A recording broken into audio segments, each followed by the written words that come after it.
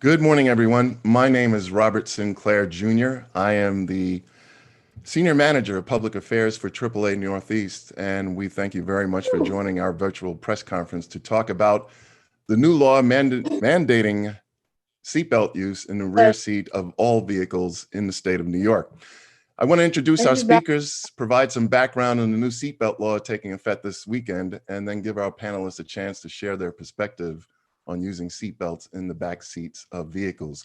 We are joined by Kim Wiley-Schwartz, who's Assistant Commissioner of Education and Outreach from the New York City Department of Transportation, Dr. Brendan Carr, Professor and System Chair of Emergency Medicine at the Icahn School of Medicine at Mount Sinai Hospital and the Mount Sinai Health System, and Laura Casellini, who was involved in a crash when she was riding in a vehicle's backseat and now serves as a victim advocate.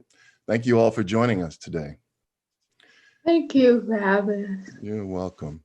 You know, research in the 1940s and 50s showed overwhelmingly that seatbelts save lives, preventing the so-called second crash when an unrestrained person flies through the vehicle, striking something inside after the vehicle strikes something outside. In 1958, Volvo engineer Niels Boylan invented the three-point seatbelt with the added shoulder strap, which secured the upper and lower body, further improving safety. And in 1968, the National Highway Traffic Safety Administration made seatbelts mandatory in all new vehicles sold in the United States. And further, the three-point belt became mandatory in 1974. While seatbelts were in all vehicles, not everyone used them.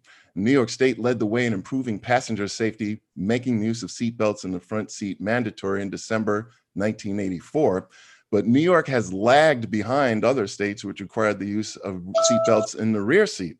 And in fact, 19 states and the District of Columbia now have primary rear seatbelt laws, and 11 have secondary enforcement laws, including neighboring New Jersey. In New York State, not using seatbelts in the back seat has led to a tragic toll of deaths and injuries. And we have video of what happens to someone when they're in the back seat of a vehicle unrestrained. In the 10 years from 2010 to 2019, 289 unbuckled rear seat passengers were killed. 25,596 suffered injuries. Multiple sources show that unbuckled rear seat passengers were twice as likely to be killed, 8 times more likely to be seriously injured, and twice as likely to kill a front seat passenger by becoming a projectile in a crash, the so-called backseat bullet phenomenon. During that 10-year period that we looked at, there was at least one fatality in every single county in New York State. And with the passage of laws mandating the use of seatbelts in rear seats of all vehicles, we hope this toll will change. AAA worked with a number of safety groups to push for the new law. We're thankful to Senator Carr and Assembly Member Mosley for sponsoring the legislation that led to the new law. And of course, we thank Governor Cuomo for signing it. Kings County in New York City, also known as Brooklyn, led the state during the time period that we looked at with more than 4,700 injuries. There were a total of more than 14,000 injuries citywide, and tragically 60 fatalities among unbuckled rear seat passengers. And with so many taxis and for-hire vehicles in the city, many with security barriers that lead to the so-called partition face injuries for unbuckled rear seat passengers, the new law should make a big difference for safety in New York City. We want to share the perspective from New York City from Kim Wiley-Schwartz of the City Department of Transportation. Kim? Thank you, Robert, and thank you so much for having me here today. On behalf of my Commissioner, Polly Trottenberg, we particularly thank AAA for all of the advocacy work that you've done for this law. We know that it will save lives. And as you know, here in New York City, we are the leading Vision Zero city in the country. We are in our 7th year of our work at Vision Zero, where the initiative strives to lower injuries and fatalities until we can get to zero. And so we know, particularly given your statistics today about Brooklyn, that this is a very important issue that concerns all New Yorkers. And we're asking New Yorkers today to take this law seriously and to understand, with so many things in Vision Zero, that there's a reason for it, there's a why, and that there is an action that you can take. We'd also like to, really take this time to talk to drivers specifically as well about the phenomenon that we're seeing right now on our roads, which has led to an uptick in speeding and speeding related crashes that we find very concerning, especially as we all try to protect each other from COVID-19. We would hate to see that this time, when we're all working so hard to keep each other safe and protected from this virus, that there are people driving in ways that create dangers for themselves and others. So I thank you very much, Robert, for this opportunity. And I look forward to future situations where AAA and New York City can work together till we get to zero. Thank you.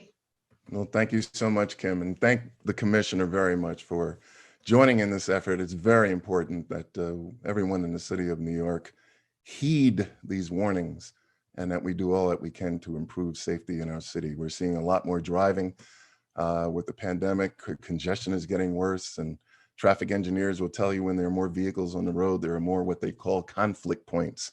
Unfortunately, the opportunity to run into each other. So we're looking forward to working with you further to help improve safety. Dr. Carr, you're welcome. Dr. Carr from Mount Sinai Hospital is here. And Doctor, you've set up trauma units across the country, I understand it. And I want to hear your perspective from the person who's been in there in emergency rooms and have seen people come in that have been in these crashes.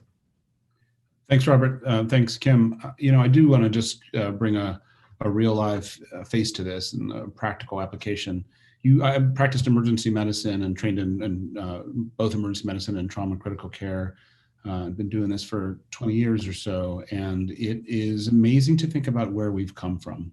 If we think about, and some of this is, I think we look at we listen to the numbers and we look at the video, and it makes great sense that this is a rapid deceleration and that you hit hard things inside of the car.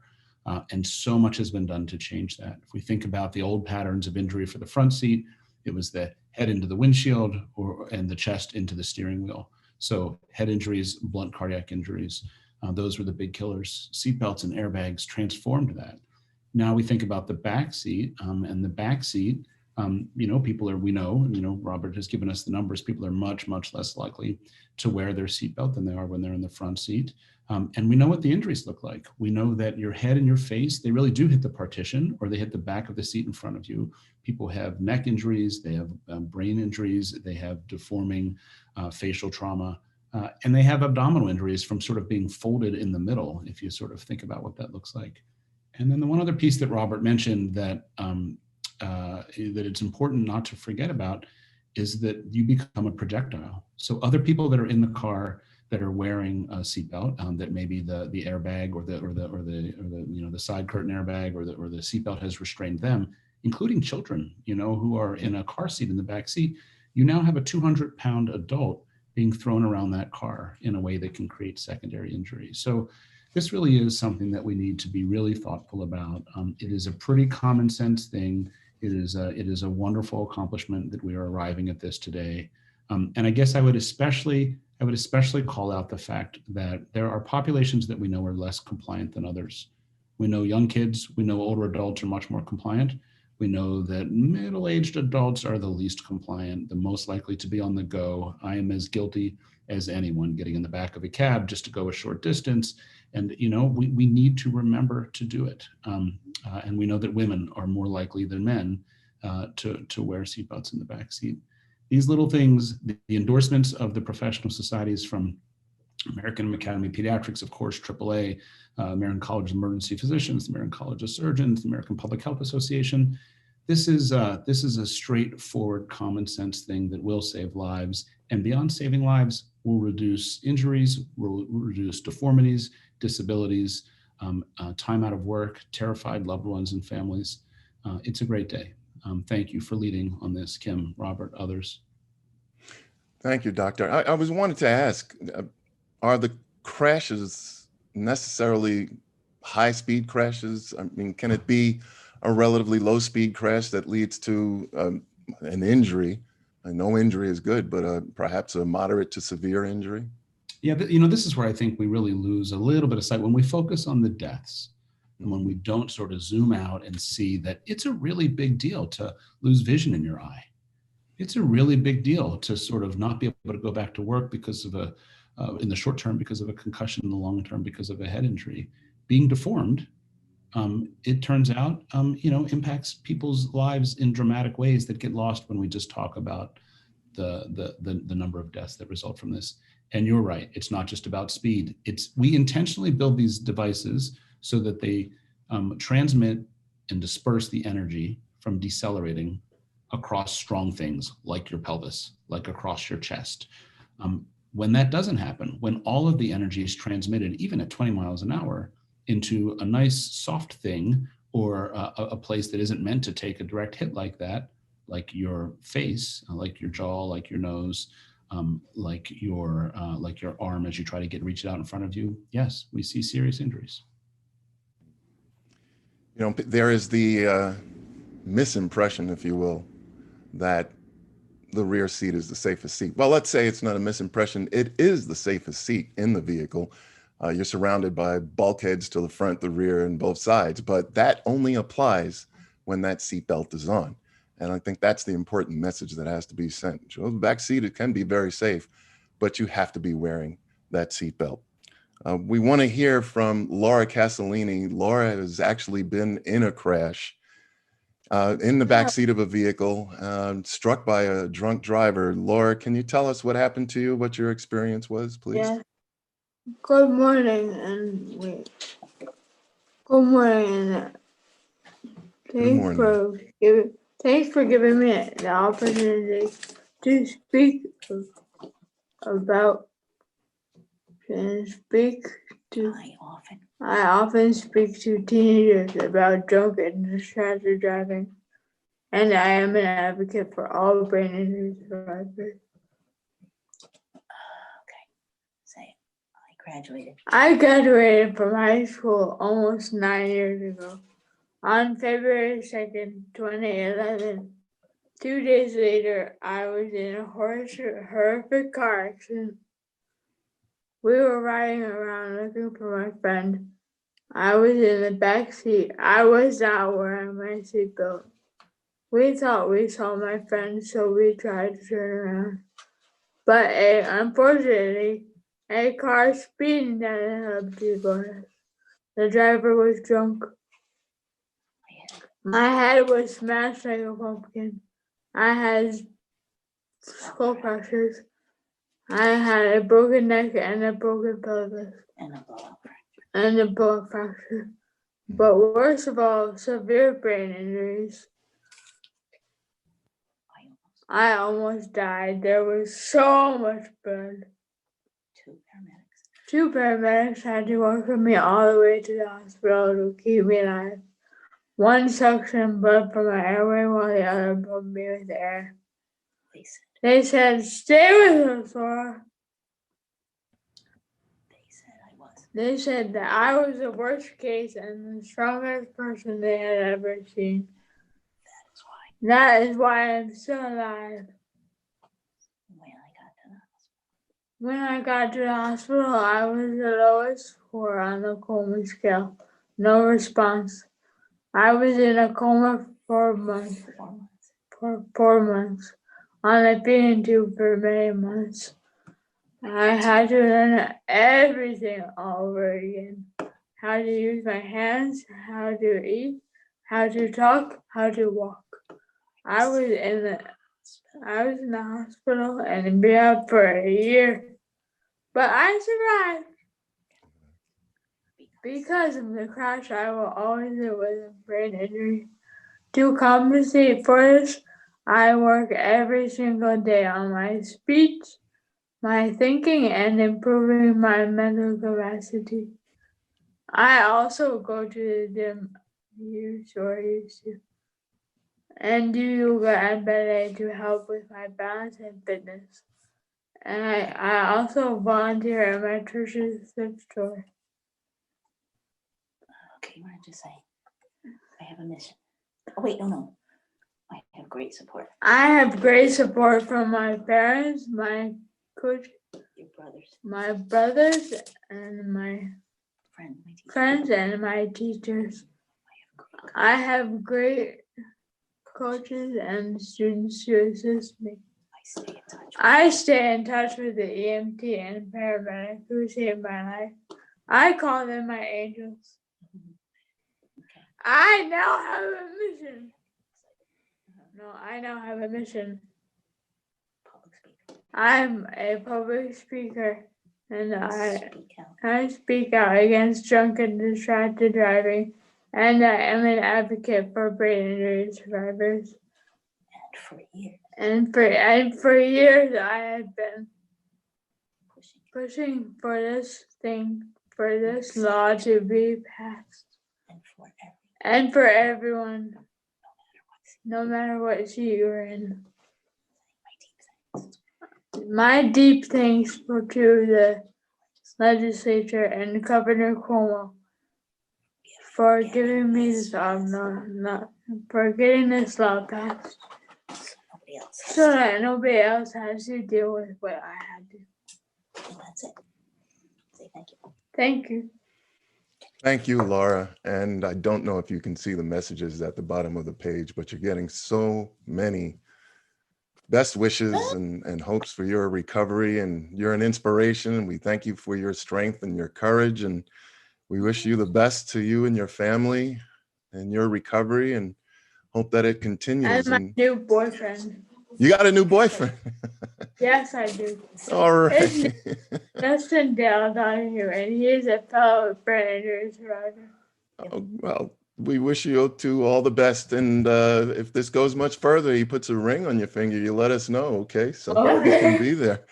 I hope. Well, thank you so much. All the best to you. And thank you for being with us. No, thank you for having me. Yes, you're welcome. We can open it up now to those who want to join, perhaps.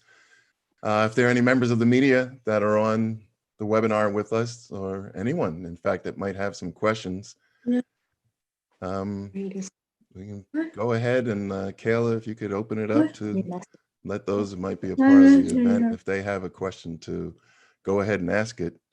While that's happening, I want to mention the penalties that exist now for those that are not wearing their seatbelt. If it's a rear passenger and they're more than 16 years old riding in the back seat in a vehicle, beginning November 1st on Sunday, there'll be a fine of $50. A lot of folks probably don't realize, though, that there's a $93 surcharge, but no points. Now, if a driver has a passenger that is under 16 years old, they, as before, remain responsible to make sure that those passengers are properly restrained. And that driver with that young passenger who is not properly restrained in the back seat can be hit with a fine for $25 to $100 and 3 points on their license for each violation.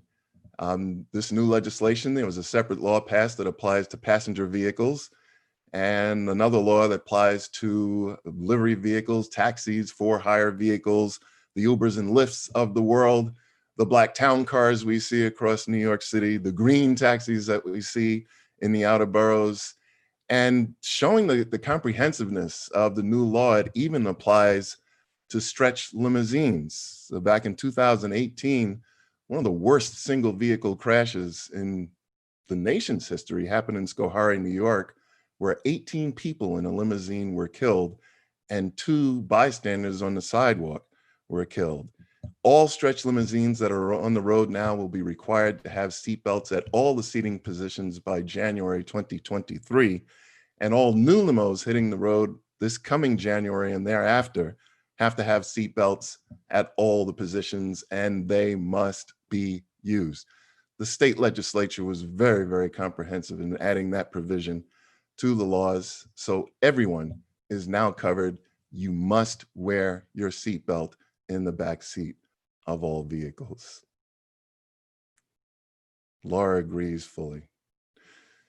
Dr. Carr, Kim Wiley-Schwartz, Laura Casellini, we want to thank you all for joining us today, and want to leave off with one important piece of information. As a pet owner with 3 dogs, Your pets are supposed to be restrained in a vehicle as well. If you have a doggy bed, it's usually secured by the rear seat belt, so you have to have that. And there's usually a strap that would go through a dog's harness, a good harness that goes over the legs and chest of your pooch is very helpful, or your pussycat. And we want to protect them as well. And this coming weekend, not only does that new law go into effect, but we've got Halloween tomorrow. And it's very important to practice safety. If you are going to be going out and trick-or-treating with your kids, wear bright colored clothing, carry a flashlight.